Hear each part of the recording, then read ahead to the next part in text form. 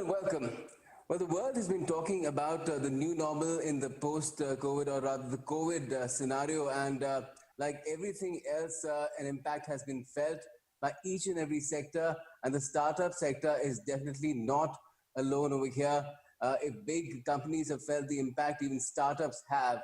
But what exactly is this impact, and what is being done to take it on, take it as a challenge, more as a challenge and an opportunity than as an adversity? We have a panel of guests to talk about it on India Ideas today. I'm Gautam. Let's introduce them to you as well.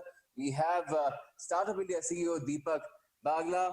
We have Pranav, Bhatia, who's founder of Stirring Minds, which is a startup incubator. He's also organizing a summit of entrepreneurs as well. We'll talk about that too. And we have Rohit, founder and CEO, Maytree School of Entrepreneurship, just 19 years old, Rohit, there.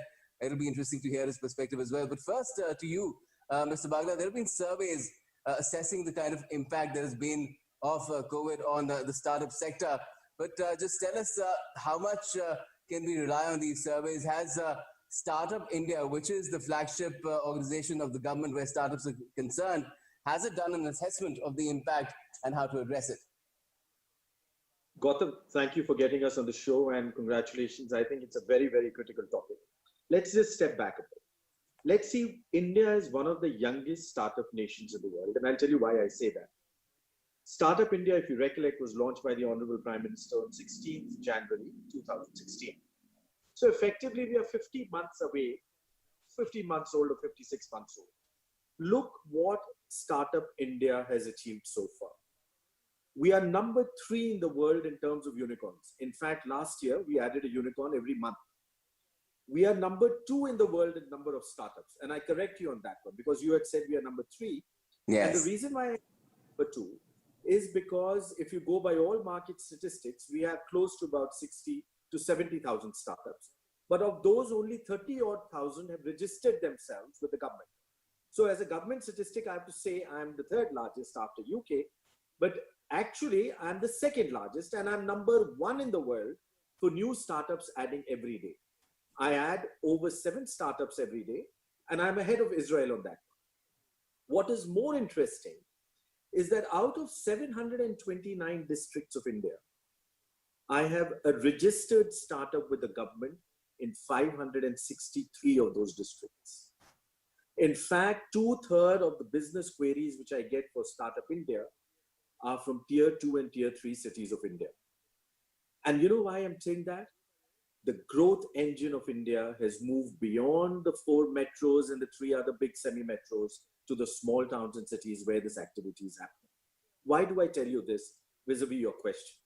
It is to show you the strength and the resilience of this movement. What have the startups done? Today we are on day 122 of the most unprecedented lockdown ever in human history. I recollect on 30th of March, you did not have a single PPE in India. Single PPE. We were relying totally on countries from overseas to import it. On the 1st of July, you have a run rate of 800,000 PPEs of world-class quality and all done by my MSMEs and by my startups. The ability of the Indian startup, one, is of frugal innovation, is of maximum and best utilization of capital, is resilience to execution, and most importantly, their ability to pivot their business models and change them. Where did we get these PPEs from? I had a small fabric manufacturer who started making PPEs. I had a small startup who had the idea and the knowledge on how to make a ventilator and then tying up with a larger company and making him to do it. Where else in the world can you find in 90 days from zero to supplying to the entire world? This ability of frugal innovation and creating solutions for the world's problems is the strength of India's entire startup movement. And going to your answer, what COVID has done? Yes, it has had a demand and a supply impact both sides. It's one of those unprecedented times in Indian economic history or global economic history. We've had a demand and a supply side hit at the same time. What I believe that the Indian startups which are really successful, and a number of them have changed their business models to meet the new requirements, that is the strength of my startups. To change and meet the market requirement. And that is what tomorrow's world is looking for. Okay. Any which cannot pivot its business will not succeed in tomorrow's world. And that is where my startups beat everybody else. All what I'm trying to say, this virus is going to make India healthier, is going to make my startups stronger. Definitely. It does seem to be happening because in the first episode of the show itself, I spoke with NASSCOM President Devjani Ghosh, and she referred to the NASSCOM survey that was done in May that showed among one of the things that it showed was that 70% of the startups are saying that they just have a 0 to 3 month runway ahead. But she said that they keep going back to the startups, and the latest is that 50% of those startups have managed to pivot their business. So if we come to you, Pranav, apart from your incubation activities that you undertake, you're also organizing an entrepreneurs meet, which is supposed to be one of the largest, in the world at this juncture. Just tell us what made you think of it, and how did you manage to, get so many people together in terms of what you're saying? You have one of the among the biggest names in the business as far as startups is concerned, joining for this meet. Right, Gautam. In fact, as Deepak mentioned, right, pivoting is the name of the game, right, when it comes to startups. Right. So for us also, like being in the ecosystem, we were doing so many of these summits where people were coming and kind of interacting with each other. But then COVID made all these interactions go away, right? People were not meeting each other. So we thought that why not take this entire model of startup summits to a virtual environment. And the benefit of doing it virtually was that not just people from India, but people globally, right? We were able to kind of get all these people globally in, right? And while we were doing that, we tried contacting Tim Draper, Sir Martin Sorrell, Fabrice, some of the Silicon Valley legends, and we were able to kind of bring them together. And while it was a problem managing different time zones and getting more than 100 speakers together and getting an audience to watch all of this virtually, we've been very lucky that we've been able to do that. And like Mr. Deepak was saying, in the startup world, it's all about pivoting. In fact, there's a movement in the startup world which is called the lean startup movement, started by Eric Ries, right? That talks more about a build, measure, learn loop, right? Which says that doing a startup is not about just thinking that this is where you're going. It's about building something and then measuring what the impact is and then learning from it and then again reinventing the wheel, right? So that's what we've been doing. We've been trying to kind of build this and bring to the world, right? That's what we've been doing, right? Okay. Rohit, Kashyap, you are running a school of entrepreneurship. Just tell us a little bit more about yourself. You're just 19, and the kind of experience that your students are now bringing to you in their entrepreneurship journey, and what has your advice been to them? Actually, I'm 18 only, not 18. 19. Okay. I added one year to you looking, I guess, at your image over there. Yeah. So first of all, thank you, Gautam sir, for inviting me. Thank you, Pranav sir. Thank you, Deepak sir, for being here. Actually, we have started this initiative, Maytree School of Entrepreneurship, last year to help young entrepreneurs. Actually, I'm quite active on social media and sharing my startup journey and my whatever problem I am facing during my startup and how I'm solving it, like how to form team and how to hire someone. Okay, so many people just started asking me that how you are doing. Basically, see, many people have resources, but they don't know how to get started. So Maytree is built on an idea to help people to get started from zero level. And like we have already helped 500 plus entrepreneurs till the date to get started, and they are not just big startup, they are just you can say the small startup, and like they are just started, and so we are here. As far as this situation is concerned, Deepak, what we've been seeing in reports is that startups have done to a large extent what large companies have also done in terms of trying to go with lean, and basically trying to cut costs in a lot of ways, and then reworking their operations and pivoting as well. In terms of also, when the finance ministry organized the scheme for the MSMEs, the credit guarantee scheme, which was without collateral, they were trying to get themselves registered as MSMEs as well. What have you noticed any progress on that front? Every startup is also an MSME. So a large part, if you notice, the entire effort of the government has been to revive and focus on this sector, which has been hit during this entire pandemic. Apart from the other sectors, actually every sector has been hit. As I said, unprecedented, and the hit has been omnipresent. It's hit everywhere. The interesting thing here is that one of the most critical elements, both for startups and MSMEs, and I put them together on the same bracket, is both of liquidity and solvency. But most critical for them is also the requirement of capital at all stages of the capital, be it as equity, be it as quasi-equity, be it as quasi-debt, or be it as debt. What the government has done in a very comprehensive manner, if you look at it, is look at all these buckets of capital requirements and has created a solution for them under all these buckets. There is a fund of funds which provides equity.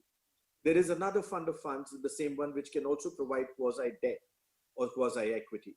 And then there are the entire banking system, which has been backed up by a guarantee to provide debt and liquidity to the entire set of startups, etc.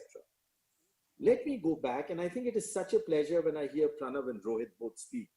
They make us proud. That is my new India. And when I hear the way their passion and the fire in the belly, and the way to look at whatever is a pain point on how to solve it, that is what works best. But I'll tell you another thing, and if I may say that, some of the best startups in the world have come up at a time when liquidity has been tight, because they've been able to learn on doing a frugal innovation, on utilizing their capital best. Any entity which can do that is the one which has a much faster road to success. There are always times when liquidity becomes easier, and that is a time when you see everybody putting on fat. It's like each one of us individually. You become more unhealthy when you get lazy, and you get lazy when you start eating more, and you forget to exercise. So from that perspective, you see the entire effort of the government has been on doing that. And I think the startup community has responded very well. When we are just seeing both of our stars, which we have on the show with us today, and many others, on the changing of the business models and making that happen. So I really see a very strong level of startups and thoughts coming out of this. More importantly, I see strong business models being created by a startup. Think about a startup. First is an idea. Then you need to execute that idea via a business model. If that business model is not based on the best utilization of capital, it just remains into a point where it may not be able to justify its valuations. Okay. Well, the best justified when an idea is backed by a strong financial model. And that is where I see, when I told you that this virus will make us all healthier, I see our startups walking out of this entire process. It's the Agni Pariksha for them. You see them coming out at the other end as one of the best startups, which will be ready to provide solutions to the world's problems. And Pranav, what is your observation on how is this exactly happening? How are these startups in our country, how are they going through this Agni Pariksha at the moment? And, trying to flourish, trying to look for opportunities where, people are just seeing a lot of adversity at the moment. Right. So, Gautam, as Deepak mentioned, the present moment is just bringing out the best in people, right? It's more about survival of the fittest, and that's just ensuring that people are reinventing themselves. So just to give an example, there are startups who are now focusing on cutting corners. They are kind of thinking that, okay, why do I really need an office? In fact, this been a global experimentation of working from home. For the first time, people have realized that yes, we can work from home productively. And the best startups of the world, right? Oyo just announced that they'll be getting into a hybrid model where people would be working from homes. The TCS and Infosys of India have already suggested that policies would change and people would be allowed to work from home. Not just Indian companies, but even global companies like Facebook are saying that by 2030, at least 50% of their workforce would be working from home. So in this present times, even though we didn't really anticipate these, but then people are trying to focus on the basics. Investors are telling startups that it's time that you focus on your profitability. Gone are those days when VCs would just pump in a lot of money. There'll be And just see valuations all growth. around. Right. It's all about growth. It's all about profitability. And as we say, cockroach startups, right? No matter what happens, you'll not die, right? That's the mantra of the moment, right? You'll just carry on, and people are adopting to the change. So many of these, Deepak mentioned, people are getting into PPE kit manufacture. People are looking at focusing more on essentials and less on luxury, right? That's the need of the hour. People are focusing on essentials, right? So every sector, we are seeing the Make My Trips of the world getting into food delivery. We are looking at Zomato getting into delivery. We are looking at people changing all models, right? So that's what the Startup India is about. People are, in fact, I belong to the co-working industry also. So Stirring Minds pioneered the co-working spaces in India along with some other players. So while we see people exiting co-working spaces, we see this as a trend where the focus is on putting their money where maximum returns lie, right? So they're trying to cut corners on probably real estate, but the hiring still is there, right? So that's what people are doing. They're just adjusting to the environment and coming out much stronger. In fact, a very interesting trend is emerging now that the hires that are coming for people in HR as well are more in the startup sphere, Deepak, than conventional companies. That is something that has been observed. But if I could come to you, Rohit, in terms of how you're looking to at opportunities really that have been kicked up because of this entire crisis, which is healthcare related, and different sort of needs for companies as well, not just how to ensure social distancing, but they require new products, and technology has been working to service that as well. Have you seen that happening as well in your own line of business and among your pupil? Yeah, actually, just I'm giving you my example. Like I'm locked here in a Bihar, a small town of Bihar, since like 3-4 months, You're in and Sitamarhi. previously, yeah, Sitamarhi. So previously, we don't know about many apps where we can work remotely. So now we are working remotely all across the India. You can say our people are in Bangalore, our people are in Mumbai, and even our people are in small town of Kerala. So we all come on online platform and work together, and we enjoy the work better in more better way because we all are together now and like, online. So new startups are like this is a opportunity for new startup as well. एक आप कह सकते हो कि जहाँ problems है वहाँ opportunity भी है. So basically this time comes जहाँ पे प्रॉब्लम आ रही है वहाँ पे नई अपॉर्चुनिटी भी आ रही है. I'm working with a new startup like MacTap. They are like alternative to UC browser, and we are working since one year on that application. And now after government banned Chinese app, and this app is seeing a huge downloads. Their stats are running good, and they are. Well, the government has started the App Innovate Challenge as well, the Atmanirbhar Bharat App Innovate Challenge in Digital India. And that has also seen a lot of traction. Our first episode was also about that. Deepak, it's also about, providing opportunities. And the government plays a huge part in that. Public service delivery is one thing that has moved a lot. It's SaaS delivered, it's online as well. And do you think there's further opportunity there as well for the government to directly give business to startups? Gautam, first I must tell you, it is such a pleasure to hear both Rohit and Pranav. and see how they are doing things. Let me just say one thing. One of the biggest things, and for that we have to thank this government. And to my mind, that is what is transforming India and has brought us to this inflection point, is this entire effort and drive on digitization, which Honorable Prime Minister Modi brought onto it. That is the crux of this entire activity. What has this done? See, one of the biggest things is access to opportunity in every which way and information. What digitization has done, and that is where I want to pick up from what Pranav and Rohit mentioned, it's not just work from home. Work from home actually means work from anywhere. And what that means is, as Rohit just told you, he has that access sitting in that place, which could be far away from where the centers of this entire activity was, and still have that same opportunity to be able to contribute and participate. Same as that was Pranav was saying, the moment we have created these opportunities that is where you created each one of them as that engine of growth. You know what I'll tell you? When you think of startups, you think of Bangalore and maybe Gurgaon and maybe one or two other big cities. Let me tell you where the big startup movements of India are picking up from.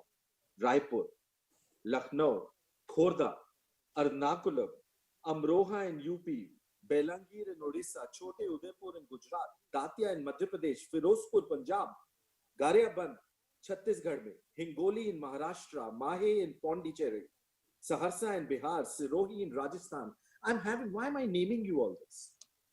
I'm telling you that what this digitization has done, apart from the fact that the best way for us to be able to contain this entire most unprecedented lockdown in human history, which has helped us, is that entire digitization framework. And by the way, I must share some statistics with you. And I know I'm going a little off the line, but one of the most important things which everybody is asking is how fast will we get out of this COVID and this virus? And the reason, and that is what is going to impact my entire MSMEs and startups. If I go through the media, it would think that this entire country is on fire. Let me just tell you one of the biggest advantages of what this leadership did by an early lockdown. And I'm giving you statistics which I have for the month of June and July. July, actually, this one. You have 729 districts in India, right? Of those 729, 449 districts have less than 50 cases. In fact, only 26 districts have over 1,000 cases. Telling you that is because of the help of digitization and because of the government's decision to go in for an early lockdown. We've been able to contain the spread of this virus. We don't know how it will behave tomorrow, but I'm talking about as of today. That means my ability to get out of this situation will be as a V or as a sharp U. And that economic activity, which is what I'm seeing, and by the way, here I give credit to my startups and more so of my entire MSMEs. Let me share with you the figures of June. And you all know that there is a financial moratorium, right? Where they do not have to pay back their interest yet. Yes. In the month of June, my MSMEs and a number of startups included in that, the collections were 65%. It is amazing. And you know what's more interesting? In microfinance collections, which goes down further smaller to the micro industry, they started the month of June with 60%. They ended the month of June with 80% collections. In this period, in a period when there is moratorium, that is happening because there's the strength and the resilience of this entire segment. And digitization is helping them to continue with their strengths, to build on their strengths, to get that connectivity, to access those opportunities. And mind you, the growth of New India, which will emerge out of this little virus, is going to be from the small towns and centers of India. It is going to be a growth which is bottom up, which is propelled by my startups and my MSMEs. And that will create the new India. Mm-hmm. And Pranav, what this sort of a crisis also does is it provides the opportunity to innovate, because you need quick solutions for problems that have been cropping up overnight as well. So have you seen that sort of innovation urge also building up in the startup ecosystem in our country? Yes, Gautam. In fact, that's what I've been mentioning early on, right? In fact, if you just look at the interest that our startup summit is getting all across, right, it just shows the resilience, the need, as well as the demand for startups to connect with each other and thrive, right? We've been getting business plans from across the country so that we could connect them to the drapers of the world. And if you look at these business plans, then most of these plans are about the pivot that they are doing into sectors which should now change. People are focusing on how COVID has introduced a gap in the market, how these new problem areas need to be solved, and people are focusing on those, right? I know Which are friends these who, areas? Could you name some of them? yes, so mostly people are talking about big data organizing. People are talking about healthcare. People are talking about an increase in biotech. People are talking about education with respect to sanitization. People are talking about e-learning specifically. People are talking about softwares that would enable people to work from home remotely from different places. The likes of Zoom, Teams, Slack. So there are some people who are innovating on these solutions. Like while we are having these calls, there are people working on noise cancellation products that could just add on to these products that other companies are building. So there's just so many of these new things that people are focusing on because COVID has now given them the opportunity that these areas need to be fixed, right? So I think that's what is happening. And some of these sectors, in fact, people have also come forward to announce funds, right? Great. Serial entrepreneurs, as in the government and different departments, they have come forward and said that, okay, we are announcing funds if you can provide a solution to solve these problems that COVID has now posed in front of the world. So there are problems for the common man, but for entrepreneurs, these are opportunities, right? These are problems that they can solve and become big, right? So that's how entrepreneurs are all looking at these problems, right? Yes, we have business immunity help coming in from Startup India as well, and we're very happy that Deepak could join us today and share with us his views on how new normal is taking shape and reflecting a very bright future right now for India startups. Thank you so much for joining us, Rohit, as well. Completely out of time. Thanks, Pranav, for joining us. Let's hope that we continue this journey together and our startup ecosystem prospers along with New India as well. Thank you for joining us.